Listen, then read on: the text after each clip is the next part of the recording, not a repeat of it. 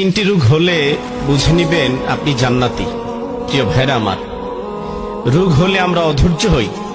অনেকে অধৈর্য হয়ে আল্লাহ তাআলাকে পর্যন্ত নানা রকম কথাবার্তা বলি। আল্লাহকে বলে আমাকেই দেখে, আর কোনো মানুষকে দেখে না।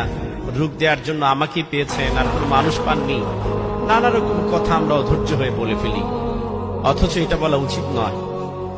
অনেক সময় আল্লাহ তাআলা আপনাকে রোগ দিয়েছেন আপনার গুনাহ মাফের জন্য।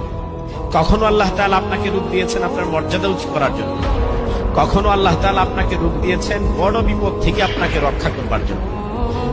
আমি ভাবছি যে আল্লাহ তাআলা আমাকে কষ্টে ফেলেছেন, আমার প্রতি অসন্তুষ্ট না, বরঞ্চ হাদিস রিসার্চ করলে পাওয়া যায় আল্লাহ তাআলা এমন কিছু রোগ বান্দাকে দিয়ে থাকেন যার বিনিময় হিসেবে আল্লাহ তাআলা তাকে জান্নাত দান করেন। এর মধ্যে সর্দি, কাশি, হাঁপানি, এই যে রোগ আপনার